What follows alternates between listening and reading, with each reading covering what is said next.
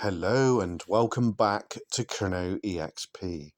Now this video is for historical purposes because this is Heartlands Mining Heritage Museum, which is a World Heritage Site which was constructed in 2012, and now the site is due to close at the end of this month because the people that own it, Cornwall Council, have run out of money, folks. Anyway, I hope you enjoy this historical look at Heartlands. Hello, welcome back to Kerno EXP. Today we're going to look at Heartlands. So, hope you're all good, hope you're enjoying the videos that we're producing. Don't forget to smash that like button, and if you're new, please subscribe. We're all over Cornwall, folks. We cater a multiple aspect scheme. Right, so today we're at Heartlands.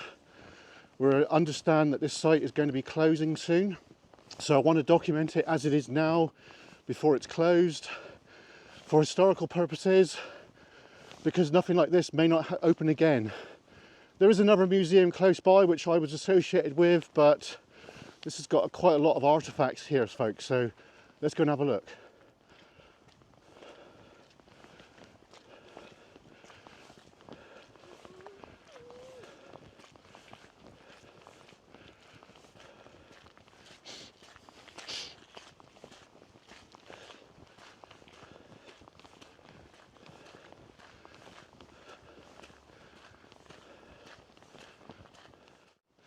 So this is the pumping engine house, Robinsons, and we have been inside, but I don't think they're allowing anyone inside at the moment. But it was the last working pumping engine in Cornwall that worked commercially.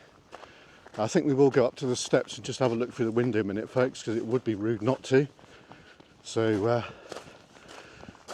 now the museum is closing. It's not the whole site, folks. It's just the museum. It's so we may not be able to look inside again. So there you go. That's inside Robinson's engine house. And yeah. Anyway, let's continue. So we go down here. So apparently what the situation is with the site, Cornwall Council own this museum, and they've basically, in layman's terms, run out of money. So this costs millions of pounds to restore this this site, and 12 years later, I think it is, because it was open to the public in 2012. I do recall all of it. So yeah, it's quite an interesting. There's the shaft right there. There's the old trackway going down, and now we're going to make our way into the museum. So I think this is the museum here. We've not been in here for some time, folks, so you do forget your way in and what have you. So we'll try and get in, folks. Right, we're in, folks. So here we go, Heartlands Museum. Let's go. Oh yeah, look at this. Boilers, folks. So this is a Lancashire boiler here, as we can see. And this would have provided steam up to this receiving reservoir right here. We have seen one of those before. And of course, there you go. Look, I was spot on. I knew that anyway because I am a historian. And we are involved in a lot of it. Right, so here we go. Wow, look at this apparatus here, look. That's very interesting. So what is it? Electric winder switch gear, that's what that is. Wow, that is amazing, isn't it, folks? Look at that. So we've got a video there, but we'll go and check that out in a bit. So we got a tub here, look. That's for moving the ore around on different sites. Wow, look at this. This is the bottom of the winder, folks. Look at that. Wow. So there you go, look. That is the steam winder. That is. So we're just if you'd like to possibly pause that. Don't know if you can see that or no, but hopefully you can. Right, so we've got obviously a dead area here, but this would have made a hell of a racket.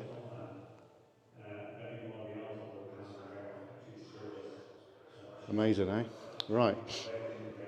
Here's Robinson's shaft when they were actually restoring the site. I don't know if you can see that very clear now. Hopefully you can. Right. So we'll go back now. I actually remember this site when it was derelict, because this was actually opened, and we actually got inside when it was all derelict before Heartlands was ever conceived. So here we've got, right, this is the current South Crofty. The plans are opening. It says Cornish Metals. So let's hope that this does come to fruition, because it is very important, folks. Right. Let's go down this way. So we've got a cage here where the men would have went up and down. And then we've got other places where minerals have been pulled out. So this is Redruth, folks, right here. This is my hometown. As you can see, I swear about the light shadow there, but that's as it was in Victorian times. That's up the top of town, that is. And that's St Day, that is there. I know that because obviously my grandparents lived in St Day, and I used to go St Day every weekend to see my grandparents. And my wife's mum and dad live in there right now. So trials and tribal, yeah, well, we know about that. Who's this chap then? Is that John Wesley? Could be. Wow, look at that ship. Sorry, we're just dancing through this, folks, basically. Wow, look at that. South Africa. That is a big ship, isn't it, folks? What I will do is I'll take a load of still pictures before I leave. So we've got a added record. That's a nice little model, isn't it? It probably does work by the looks of it. Right, so this picture here, that is Redruth Station. And I've got a family connection, really, because my own grandfather used to work as a porter at the station. I think it was the beginning part of World War II, after he did his apprenticeship at the blacksmith forge. So you can see Carnbray above there. We've flown above there quite a few times. See all the Victorian people there, folks. Wow, look at that. It's nice to see it actually this clear, because, you know, I've seen this picture before, but never like this. It's just amazing. You know, I bet some of those folks, it could be my own great-grandfather could be down there. I just don't know, do you? So that engine looks like the a type that is called the City class. That does. Now, there is a famous one called the City of Truro, which has been said that did the first ever 100 miles an hour, which is amazing, isn't it? So we've got a settle there, which looks like it's got a lot of history about it. So, and then we've got this overhead gantry here. Look at that. That's amazing, isn't it? And then look, we've got the lockers here, which the miners would have got washed and changed. So I don't think this is the dry, but that would have been in the dry, where they would have got washed and changed. You can see the rails in situ here, folks. Look at that. So yeah, so that's a cage, and that's where the miners would have went up and down in the shaft. You can see the representation above, and that helmet that he's got on, I've got the exact same one at home in my own collection. So let's go up here and see what we can see up here. So it's quite rusty, isn't it, folks? Look at that. It's obviously been out in the environment for quite a long time. So yeah, there's an overall view of the room. Make a nice workshop, this would. Just think of all the things you'd get in here. Right, so I think this is the winder in here. So we're in a new part now. So this is the doorway into the winder. So we've got some more bits and pieces there, which is quite interesting. Electric winder. So this would have been originally a steam one. Wow, look at this. So back in the late 90s, early 2000s, this actually caught fire and burnt down, and that's why they had to put a new roof on this. So it's nice to see they've got some original bits and pieces still there. So that's the electric motor there. It's a shame they smudged tin, because if it were the other way around, tin would be the precious metal and silver wouldn't Oh be. yeah, look at these. Silver tarnishes, tin doesn't. It always stays shiny. But it's not that way, is it? This is iron oxide coming through the wall, and as it runs down, Oh, that's Mark Kazmarek's voice. the drag inspector, it goes expelled and hit the deposits, and in the open one, they pull stalactite to stalactite.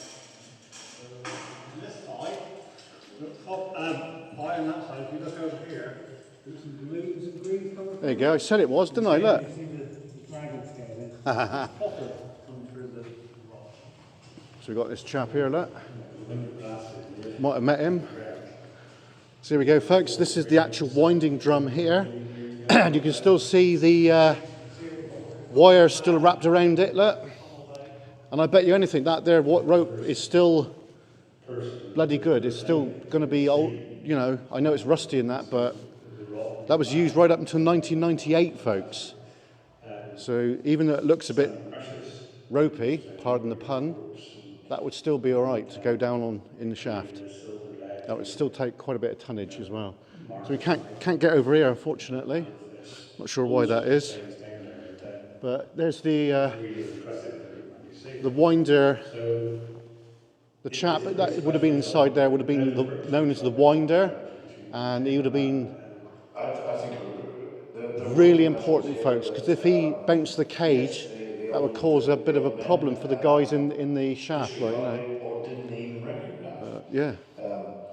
Cornwall is known primarily as tin, and the mines So you've got are usually referred to as tin mines. over there, look, these That's not like so stars. appreciated that They're kind of in representing terms of where tonnage of metal the levels produced, were in the shaft, I believe.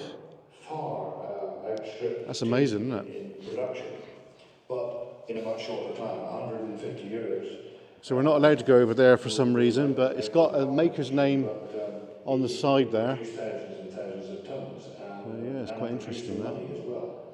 But again, in Cornwall, See the overhead gantry there, folks, for maintenance a huge of the wheel. suite of metals. You can imagine this making a hell of a racket. That would have made a hell of a racket. Right, we're going to skip this bit now because we're going to move on. So, right, we'll let Mark carry on talking there a minute. Right, okay, so let's go down the steps.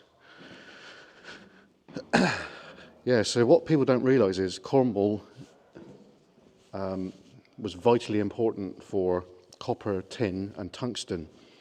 And those wealths, the wealth of that, is actually still in the ground. That's why Cornish Metals have taken on the other side of South Crofty, and that's why they're gearing up to get it open, basically, which is, I think that's bloody important, I really do. So, meeting the others. So these are the other miners from other parts of the world. Now the local saying is, wherever you'll find a hole, there's a Cornishman at the bottom, and that is so true, because I have family in Michigan, apparently, which I didn't know about. So, I'm not sure what we got in here. Ah, we've already been in there, right. We've already been in there, folks. Look at that. Good Lord. Look at them doors, look. They are definitely 100% original. Look at that. I don't know what's in there. Can't really see a lot in there, I'm afraid, folks. Now this here is the steam winder. This is what they used for maintenance of of the engine. So as you can see, look, it's two, are they double acting? No, they're not double acting. Two horizontal steam engine, which basically provided power to the winding drum via a worm cog, which you can see just beneath the big drum there. And this is all original because, like I said, before this site was a museum, I actually came in here and looked at this and I thought, wow, wow, wow, wow, it's amazing. So what I'm going to try and do, I don't know if I can do it one-handed or no, is to take a picture of that and do it while I'm actually filming with you guys as well. So that'd be good, wouldn't it? So let's see if we can do that. Don't know if I can, but we are going to try. Right, I'll try and do a night vision one as well. Because I'm probably not going to be able to come back here actually because of the situation of the museum basically, folks, because we all know it's closing. Right, so this is the head frame to Robinsons shaft, and as you can see, look, the frame goes up quite a way, folks. So we're trying, I think I got that, yeah. Right, so we've got Explosive Research Station. That is probably closed. I'm assuming it is. Yeah, it is, yeah. Right. So we have pretty much exhausted this now. So we're just going to walk through and take a load of pictures as we can, because, like I said, after today, I don't think we can make it back here. Try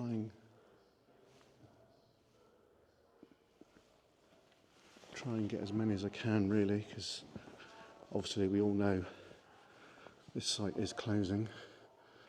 Right.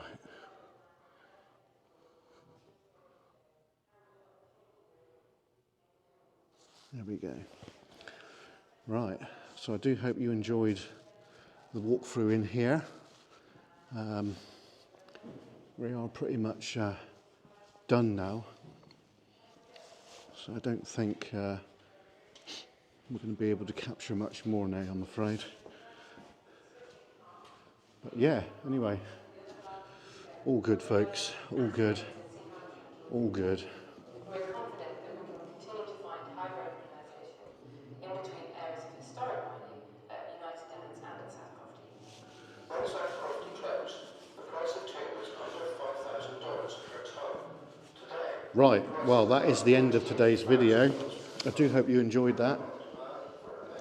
We're going to finish beneath the winder here, I think. So yeah, this is South Crofty, just a quick look around before this site is finished. So yeah, there's the tub, folks.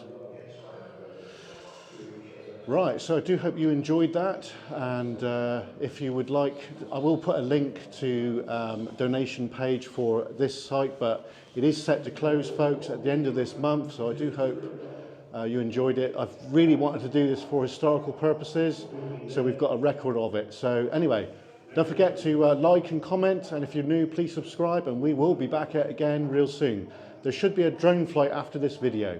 Anyway, see you soon, folks. Cheers and gone. Right, so we're going to do a quick walk around the outside, folks. So just carrying on from what we've been doing. So this is the engine house right here, as you can see. And it's called Robinsons Shaft. And this would have connected into, obviously, the shaft here. So this was where the men used to go up and down. So the men would have come up here and come out of here and then walked basically along down here, and they would have walked basically into here, and that's where they would have got washed and changed and what have you. So a second ago we were actually the other side of this window, and that's where the capstan is, which is the small steam engine we've seen in there, and that wire rope would have came out there and straight up into the head frame and then straight down the shaft. So it's quite interesting. What we do now is we'll walk around the outside of where the men used to get washed and changed. Now, years ago, folks, when this site was derelict, there was another building which we're going to look at, which is just around here. It was just down here, and that's where the modern side of where the men would have got washed and changed, basically. So yeah, so we've got a weight system there which is weighted down the actual pumping apparatus, because there's a small pump there for circulating the water, and yeah, the water would have been pumped up to adit level, which adit, if you don't know, is a little tunnel, and that tunnel would have went off down into the Red River and then out towards Godrevy, folks. Highly polluted, red ochre colour. I've seen pictures of that myself, which is very, very interesting. So we can see that the side of the building has become a little bit worse for wear, isn't it? You know. So this is the side of where we were a minute ago, and I'm not sure we can actually see inside from there, but we will try. So yeah, you can just make out there, folks, where the museum is, and it's still quite interesting, isn't it? So yeah, this is a part of the museum that we just seen a minute ago. As you can see, it's all boarded up. I think this building here is not that old. Not that old. So yeah, the idea was basically to keep the museum open as long as they could, but it is now definitely closing. So this is another part of the museum here. I think that building that we were in a minute ago with the overhead gantry is this one here, I believe. So it's that's sad, really, that the site is closing. I'm upset is an understatement, really, folks. You know, but what can we do? We don't have millions of pounds to throw at a site like this, really, do we? So there's obviously the other part of the museum where they got like kids' play area and what have you. And yeah, so these tanks here, I think these were fuel for the winder, for the generator. Now, I don't think these are original, to be fair. I think these are a more modern version of it, but yeah, it's quite deep down there, isn't it? You know. So we've got another building here. I'm not really sure what that was. I do remember going in there though when it was derelict, which it doesn't seem that long ago, but it is. It's like 20 years ago. Well over 20 years ago, folks. Crazy. It's amazing how things change.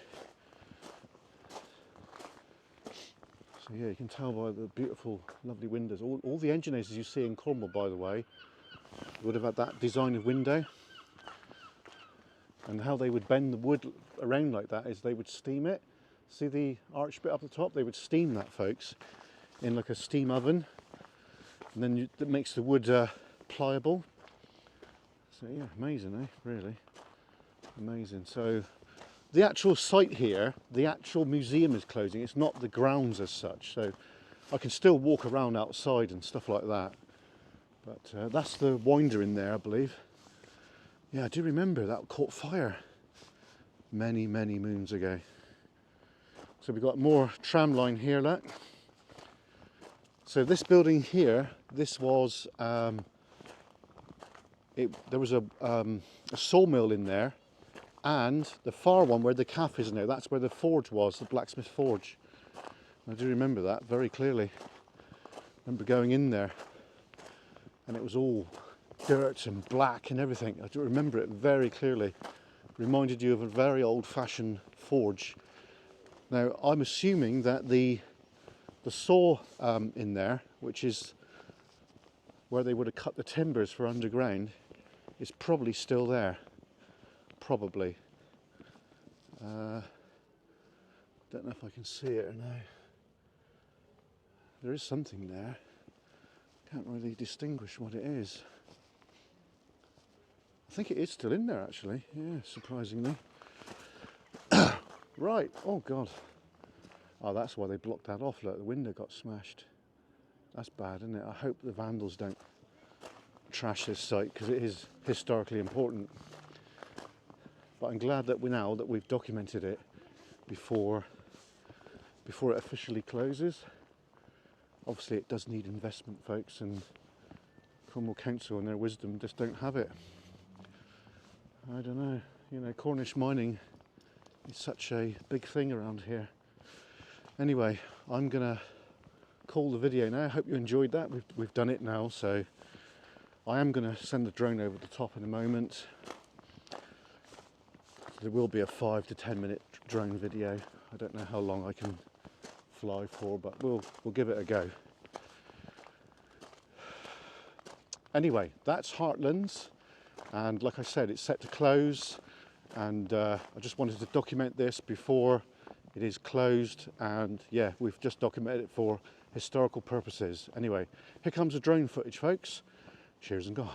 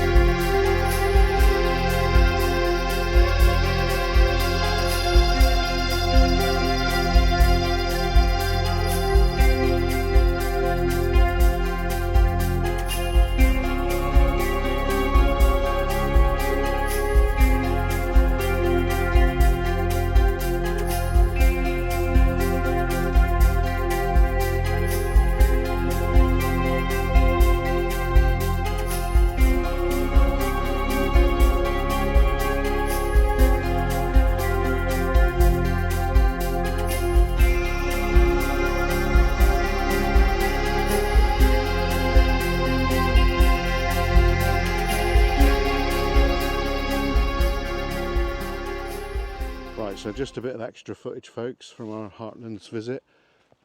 This is Palmer's shaft here, and obviously I don't know if there's any direct connection to my family, but we do share the same name.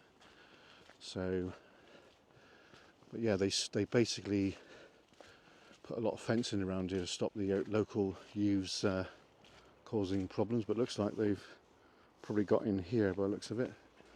Yeah, which is not terribly good, is it?